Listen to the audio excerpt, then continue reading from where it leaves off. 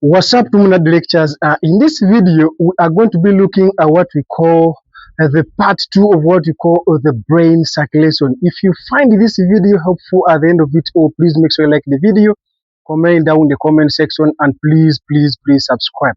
Let's go ahead and get started. In the previous video, we looked at what we call the introductory part in what we call the brain circulation. We looked at the two main of the arterial systems which are going to be feeding the blood, which is oxygen rich and nutritious rich, to what we call to the brain. We looked at what we call the internal carotid artery and even also what we call the vertebro-basilar system. In this video, we are going to be taking into what we call the orientation and see exactly where those kind of the arterial system, where they're going to be originating from. That is going to be the reason of today's video, okay? Now, when you look at these diagrammatic illustrations, we want to see exactly where those kind of the arterial systems, which are going to be feeding what we call the brain with oxygen-rich blood, where do they originate exactly, okay? Now, this one here is going to be what we call a portion of what we call the aorta. This one here is going to be what we call the ascending aorta. This one here is going to be what we call the aortic arch. And then this one here is going to be what we call portion of what we call the descending aorta. And of course, we have to know that on the aortic arch, we have three kind of the great vessels which protrudes up and they go and they supply all the different kind of the parts of what we call the upper extremities. Now, I want us to go ahead and see how do we call these kind of the three kind of the great vessels, because they are these kind of the great vessels that are going to be giving us the two main arterial systems which supply what we call the brain, okay? Now, when we come off on this kind of this big kind of this artery here, this one here is so much special. This one here is what we call brachiocephalic trunk, okay? This one here is what we call the brachiocephalic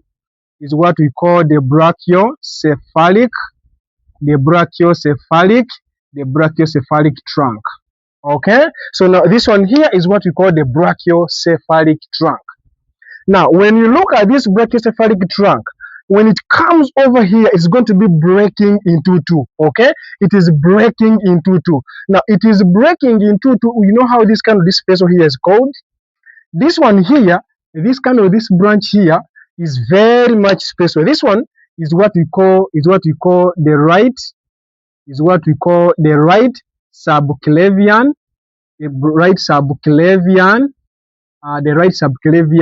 right subclavian artery, okay?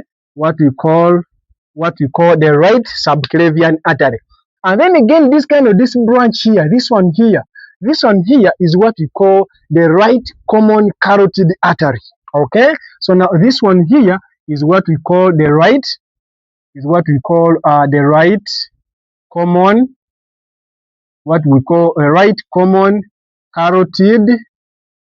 carotid artery, okay? Super very important. When we come over this side, how do we call this kind of this big kind of the branch which comes off direct from what we call the aortic arch? This kind of the artery here is so much special. This one here is what we call the left common carotid artery, okay? Super very important. And then another kind of the artery which also comes off direct from what we call the aortic arch is this one, this big kind of the artery. This one here is also what we call the left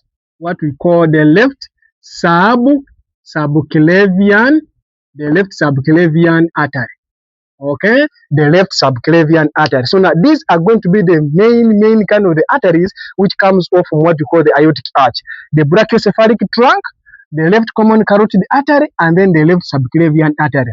We have said that the brachiocephalic trunk, it quickly breaks into two: the right subclavian artery and what we call the right common carotid artery. Such a beautiful thing, okay? Now, we want to see what are those two kind of the arterial systems that are going to be moving up, and then they enter into what we call the cranial cavity and they supply what we call the brain, okay? When you come on what we call the right subclavian artery and then the left subclavian artery, we have this kind of this super very important kind of the branches. You see this kind of these branches here. These branches here are going to be coming, and then they pass at the back of what you call the left and then the right common carotid artery. These kind of the blood vessels here are coming off, and then they go and at the back.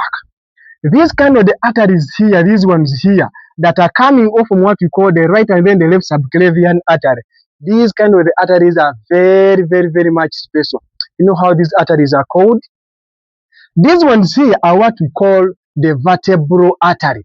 Because this one is going to be on the left side, it's just simply called the left vertebral artery. And because this one is on the right side, it's just simply called the right vertebral artery. Okay, so now this one here is going to be what we call the right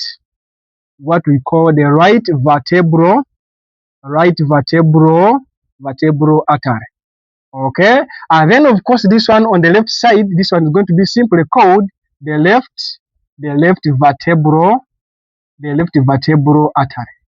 Okay, the left vertebral artery. Super very important. It is one of the main kind of the arteries that are going to be feeding what you call the brain with oxygen-rich blood and nutrition-rich blood. What is very beautiful is that at the level of what you call the pons, the right vertebral artery and then the left vertebral artery, they come together and they make this kind of this big kind of this artery. You see, you know how this kind of this artery is called, which is as a result of the union between the left and then the right vertebral artery. This kind of the artery is so much special, and this artery is what we call the basilar artery. Okay, so now this kind of this artery here is what we call the basilar artery. Okay, it is also such another beautiful thing. Okay, so now we have seen, now this is going to be now a vertebral basilar system. That's what we call vertebral basilar system, just because the vertebral arteries right and left are coming together and they form what we call the basilar artery. And of course the basilar artery is also going to be now contributing in one of the ring-like structure which we shall see later, which we call the sac of Willis. Okay, now we also have another kind of the system. Now this kind of the vertebral arterial system, vertebral basilar system, is going to be feeding the posterior aspect, the most parts of what you call the back of the brain. But we also have those kind of the arterial system which feeds the anterior portions of what we call of the brain, and we call that one as what we call the internal carotid artery. Now where is the internal carotid artery going to be coming from? Now, this one here is going to be what we call the right common carotid artery, and then this one here is going to be what we call the left common carotid artery. Now, when they move up, we have this kind of this big kind of the bulbar structure. These are what we call the carotid sinuses. Super very important. And then immediately after what you call this kind of the carotid sinuses, we have this kind of these branches. They are going to be splitting into two. Now, they are splitting into what you call, now this one here is what we call the internal carotid artery, and then this branch here is taking what we call the external carotid artery. Again, on the same side, this one here, this one is going to be the internal carotid artery, and then this one is going to be what we call the external carotid artery.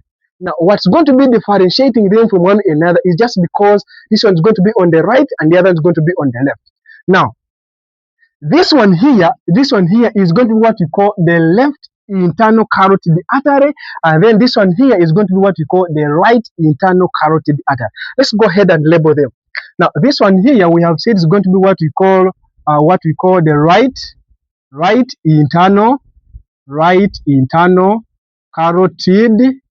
internal carotid artery, and then this one here is going to be what we call the left internal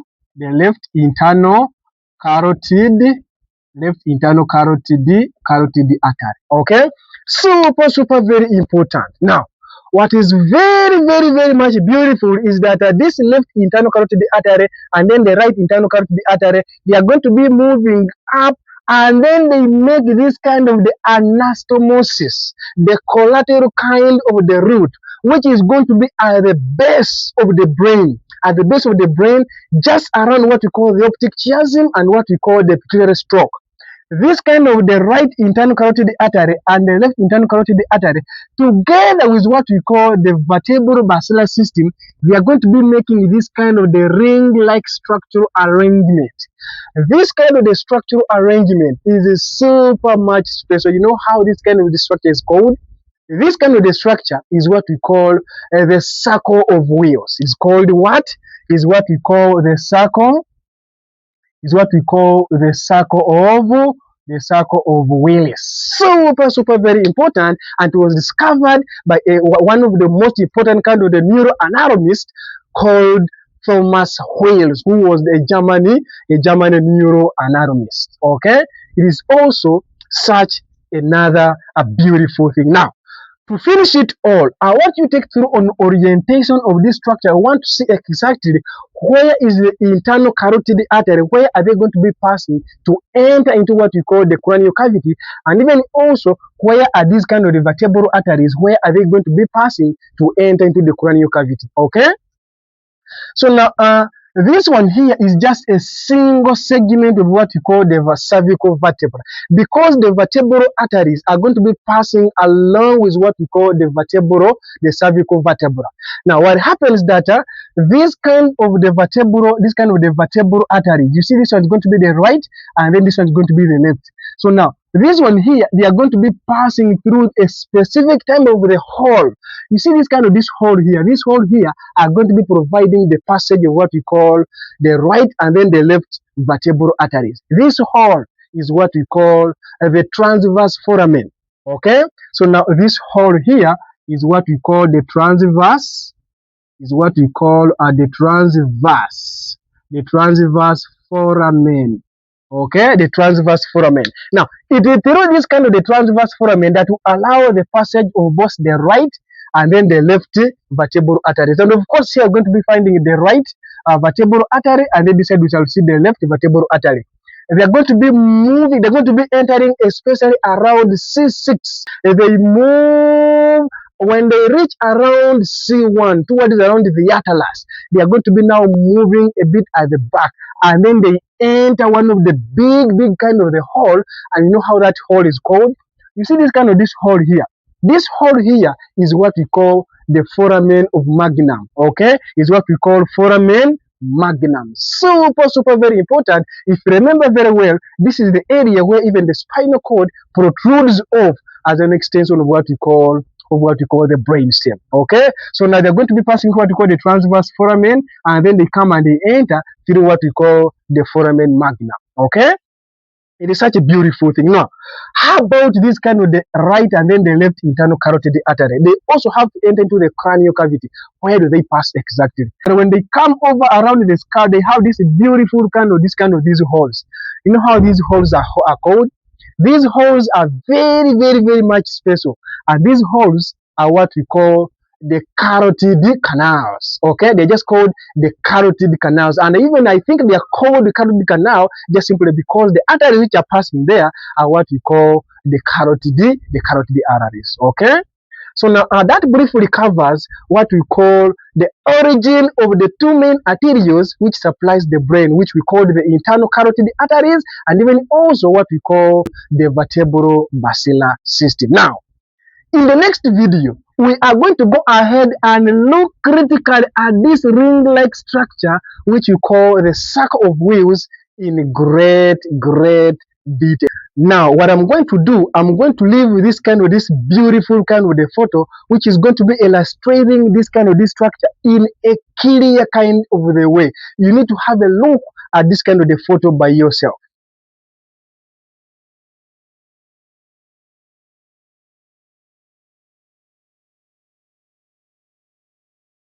Thank you very much for watching, and if you think whatever I have talked is making sense, is adding to you, you are benefiting, please, you know what to do. You hit the like button, comment down in the comment section, and please subscribe. As always, TUMNAD, until we meet next time.